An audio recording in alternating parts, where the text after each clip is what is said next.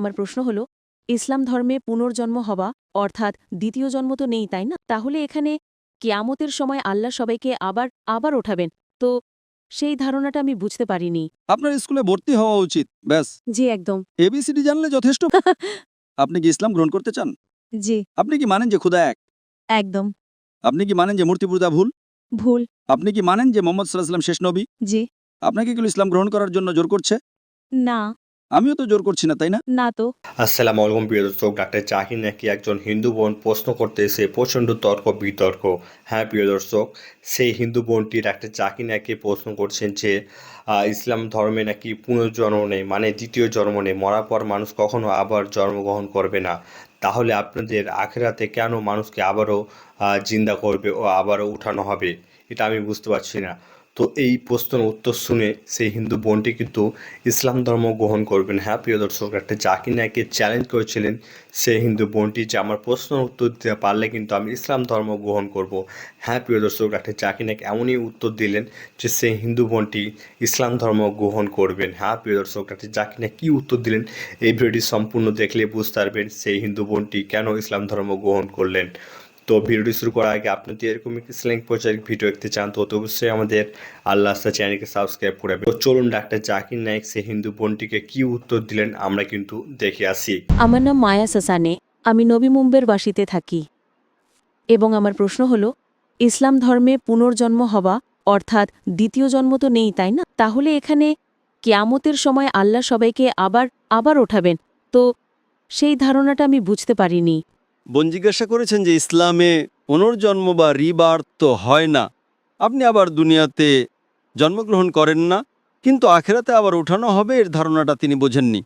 আপনি যদি পড়েন, এই যে ধারণাটি হিন্দু ধর্মে আছে, হিন্দু ধর্মে যে পুনর্জন্মের এই ধারণাটা কিছু বইতে আছে, কিন্তু উজুস্তরের বই যদি আপনি পড়েন, যেমন বেদ, জন্ম ও পুনর্জন্মের চক্রকে বলা হয় সংস্কারা, সংস্কৃতে একে সংস্কারা বলা হয়। এটা হিন্দু বিদ্বানরা পণ্ডিতরা এর উল্লেখ করেছেন, কিন্তু এর উল্লেখ বেদে কোথাও আসে না। বেদে বলা হয়েছে পুনর্জন্ম। পুনর্জন্ম শুনেছেন আপনি? জি। বোন শুনেছেন? জি। পুনরের মানে কি? আবার ফিরে আসা। পুনরের মানে হলো নেক্সট, ফিরে আসা। ঠিক আছে, মেনে নিলাম। পুনর মানে পরবর্তী, ফিরে আসা। জন্ম মানে? জীবন। জন্ম মানে জীবন, আবার জীবন, ফিরে আসা জীবন। এতে ইসলামের কোনো আপত্তি নেই, ইসলামও এটাতে বিশ্বাস করে। ইসলামেও আল্লাহ তাআলা সূরা বাকারায় বলেছেন যে আল্লাহ তাআলা আপনাদের জীবন দিয়েছেন, তারপর মৃত্যু দিয়েছেন, তারপর আবার জীবন দিয়েছেন। অর্থাৎ ইসলামেও আমরা বিশ্বাস করি যে আমাদের পুনর্জন্ম হবে, কিন্তু একবার, সেটা আখেরাতে। তো পুনর্জন্ম ইসলামেও লেখা আছে, কিন্তু সংস্কার নয়। যা হিন্দু পণ্ডিতরা বলেন মৃত্যু জীবন, মৃত্যু জীবন, মৃত্যু জীবন, মৃত্যু জীবন, আর আপনি 7 বার মানুষের মতো জন্ম নেবেন, এর উল্লেখ বেদে কোথাও নেই। আমি চ্যালেঞ্জ করছি, এটা পণ্ডিতদের বিচার ছিল, ভাবনা ছিল, এটা প্রমাণ করার জন্য যে কিছু বাচ্চা অসুস্থ হয়ে জন্মায়, কিছু বাচ্চা প্রতিবন্ধী হয়ে জন্মায়, কিছু ভালো স্বাস্থ্য নিয়ে, কিছু ধনী, কিছু গরিব। তাহলে খোদা, ভগবান অন্যায়কারী হতে পারেন না। ভগবান সবসময় ন্যায়পরায়ণ।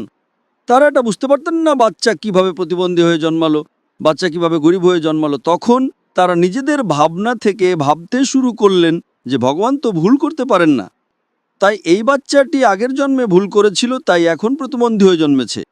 আগের জন্মে ভালো কাজ করেছিল, তাই ধনী হয়ে জন্মেছে। এটা তাদের ভাবনা। কোরআন মজিদে আল্লাহ তাআলা বলেছেন যে সন্তানরা তোমাদের জন্য পরীক্ষা। তো বাচ্চারা যখন প্রতিবন্ধী হয়ে জন্মায়, তার মানে এই নয় যে তারা জান্নাতে যেতে পারবে না। প্রত্যেকটি বাচ্চা নিষ্পাপ। তো হতে পারে যে জন্মগত হৃদরোগ নিয়ে বাচ্চা জন্মায়, তার হৃদরোগ আছে। হৃদরোগ থাকার মানে এই নয় যে বাচ্চা জাহান্নামে যাবে। কিন্তু বাবা মায়ের জন্য এটি একটি ফিতনা, একটি পরীক্ষা, যে বাচ্চারা যদি অসুস্থ হয়ে জন্মায় তারপরেও বাবা মা আল্লাহর উপর ভরসা রাখে কি না। হতে পারে যে বাবা মা নামাজি, আল্লাহর আদেশ পালন করে, আল্লাহ তাআলা তাদের একটা ভালো মান দিতে চান। উদাহরণস্বরূপ, যখন আপনি গ্র্যাজুয়েশন পাশ করেন তখন আপনি বিএ পাশ করলেন, বিয়ে হয়ে গেলেন। কিন্তু যখন এমবিবিএস পরীক্ষা দেন, আপনার নামের আগে ডাক্তার লেগে যায়। কিন্তু এমবিবিএস পরীক্ষা পাশ করা বিএ পরীক্ষার চেয়ে অনেক কঠিন, আরও ডিফিকাল্ট, আরও মুশকিল। কিন্তু কঠিন পরীক্ষা পাশ করলে আপনার পুরস্কারও বড় হয়। সুতরাং প্রতিবন্ধী সন্তান জন্মের পরেও যদি বাবা মা আল্লাহর উপর ভরসা রাখে, তাহলে আল্লাহ তাআলা হয়তো তাদের জান্নাতুল ফিরদাউস দিতে চান। জান্নাতের স্তর আছে, তো আল্লাহ এটা পরীক্ষা করছেন, কাউকে গরিব করে পয়দা করেন, কাউকে ধনী করে। ধনী বা গরিব হওয়ার কারণে আপনি জান্নাতে যেতে পারবেন না, বরং ধনী ব্যক্তির জন্য জান্নাতে যাওয়া আরও কঠিন, কারণ তার পরীক্ষা আরও কঠিন, ডিফিকাল্ট। কারণ ধনীকে দান করতে হয়, গরিবকে দান করতে হয় না। জাকাতের ক্ষেত্রে গরিব পূর্ণ নম্বর পায়, 100-তে 100। ধনী হয়তো বলবে আমি দেব না, তাহলে 0 পাবে। হয়তো সে অর্ধেক দিচ্ছে, তাহলে অর্ধেক নম্বর পাবে। গরিবকে 100-তে 100।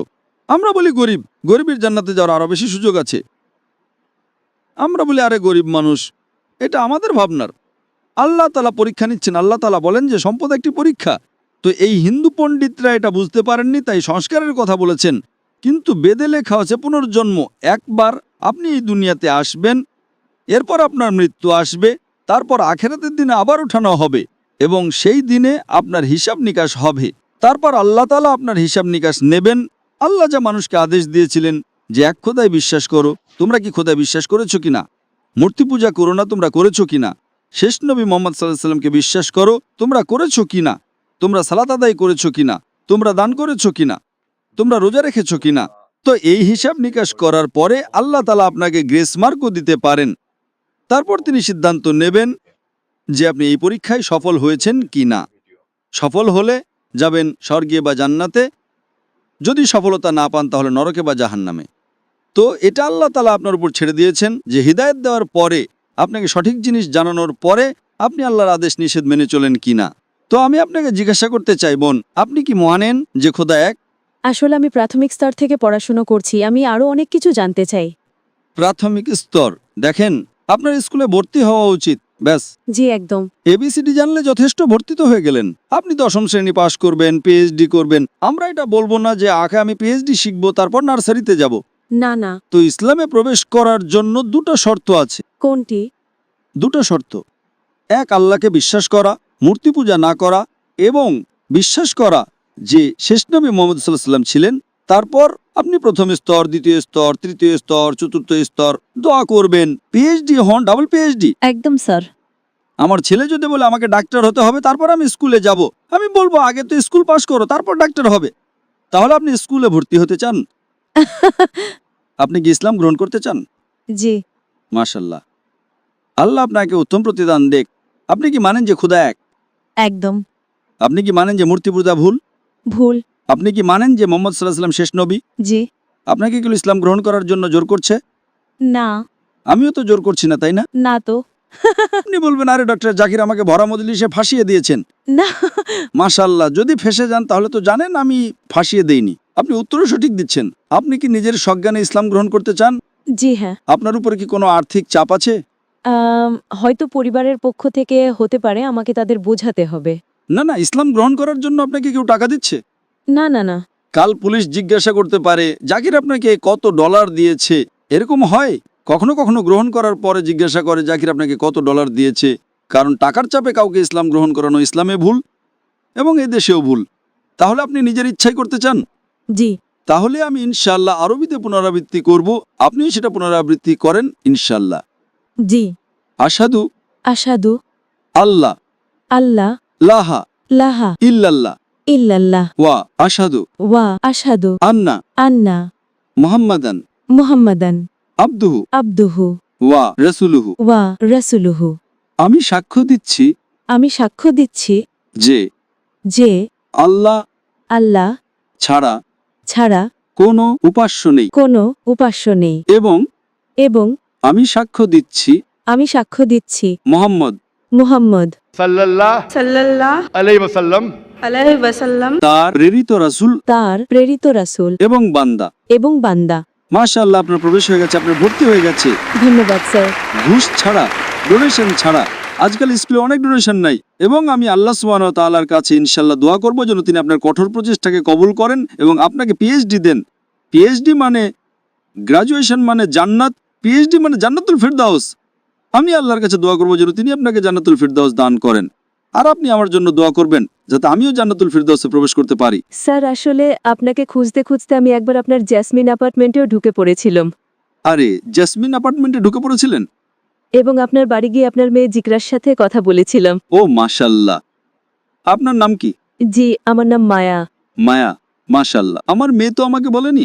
ধন্যবাদ স্যার। জাযাকাল্লাহ খায়রান। তো প্রিয় দর্শক, আপনারা দেখলেন ডাক্তার জাকির নায়েককে সেই হিন্দু বোনটি প্রশ্ন করেছিলেন পুনর্জন্ম নিয়ে। মানে ইসলাম ধর্ম তো পুনর্জন্ম বিশ্বাস করে না, মানুষ মৃত্যুবরণ করার পর মানুষ আবারও জিন্দা হবে বা আবারও সেই পৃথিবীতে আসবে। তো এটা কিন্তু একদমই বিশ্বাস করে না, ও ইসলাম ধর্মে এটা নাই। তাহলে আপনারা আখিরাতে কেন মানুষকে আবারও জিন্দা করা হবে বা আবারও উঠানো হবে? তো ডাক্তার জাকির নায়েক মাশাআল্লাহ খুবই যুক্তির সাথে উদাহরণ সমেত কিন্তু ডাক্তার জাকির নায়েক খুব সুন্দরভাবে কিন্তু সে হিন্দু বোনটিকে বুঝিয়ে দিলেন যে আপনি পরীক্ষা না দিলে আপনি পাস কী করে হবেন, আপনাকে পরীক্ষা দিতে হবে, আপনাকে আগে স্কুলে যেতে হবে।